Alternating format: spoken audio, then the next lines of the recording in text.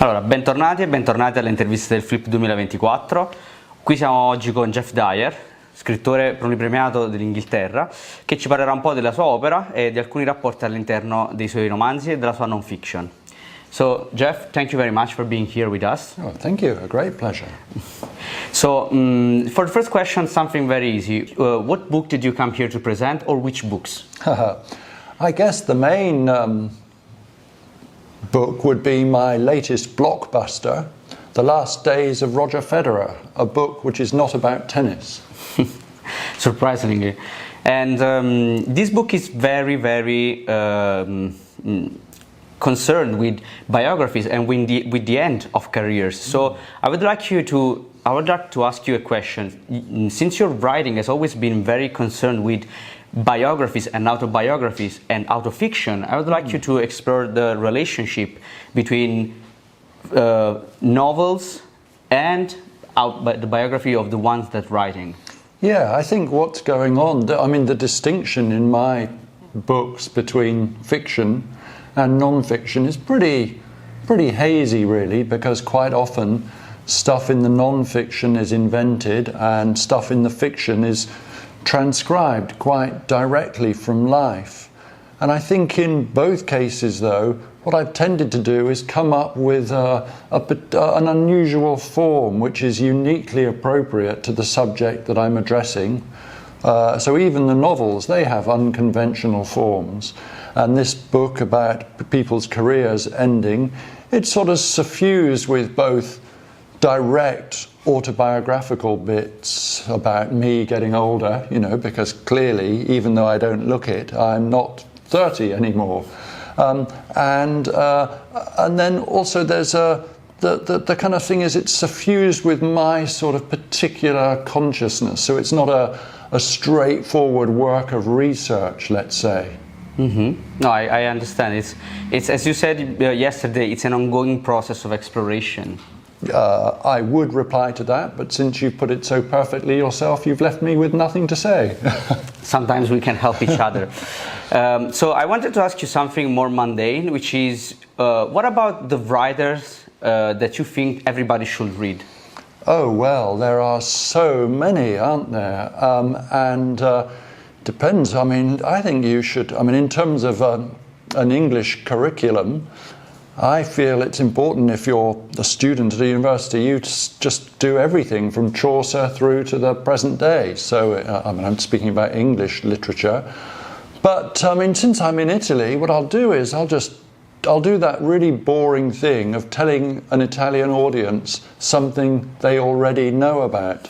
So, I recently read a book, it was translated as The Stronghold, but and it's by Buzzati, and I think the original Italian title is The Plain of the Tartars. Ah, sì, La Piana dei Tartari.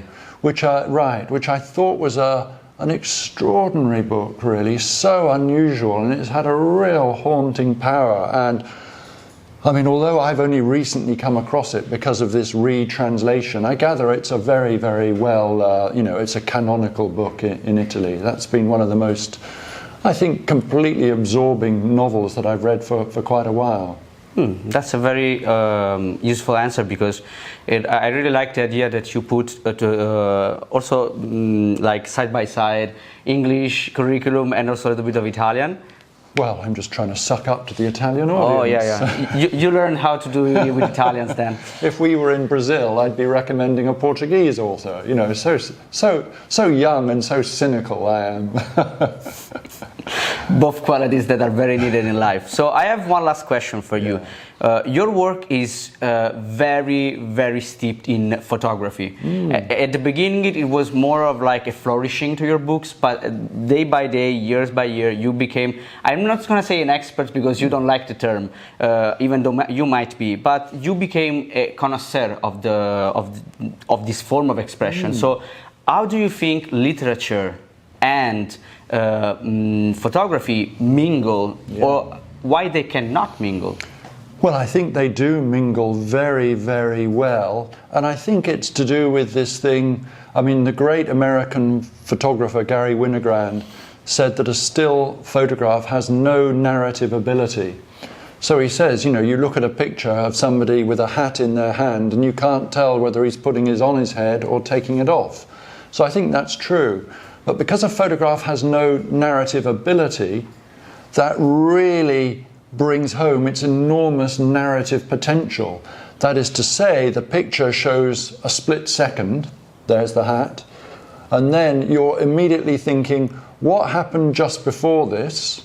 What is happening just afterwards? That's the temporal dimension, but you can also put that in spatial terms. What was happening to the left of the frame and what is going to happen to the right of the frame?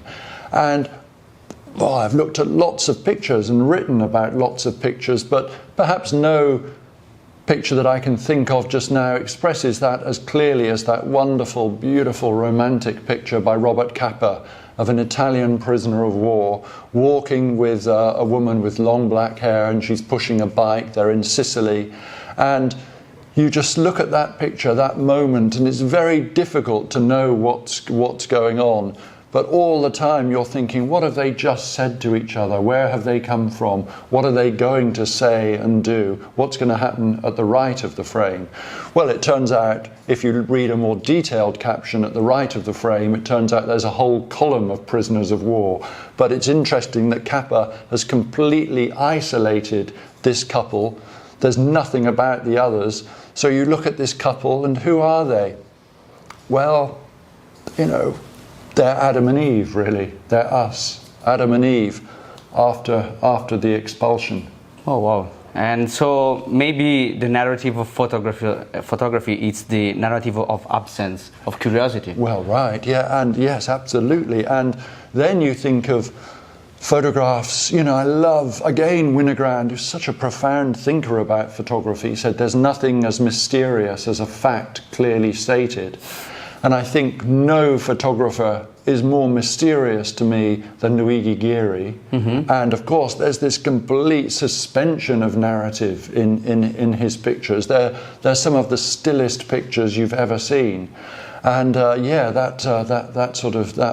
find that they almost induce a kind of trance, those photographs of him. And I think he has been the most revelatory photographer for me that I've discovered in the last 10 years. Wow. So I would like to thank you again for this wonderful interview that you gave us, and I hope to see you at Flip even next year. Very good. Thank you so much. Okay, thank you everyone. Grazie a voi per averci ascoltati, ci vediamo alle prossime interviste e visitate le librerie indipendenti di Pomigliano. A presto.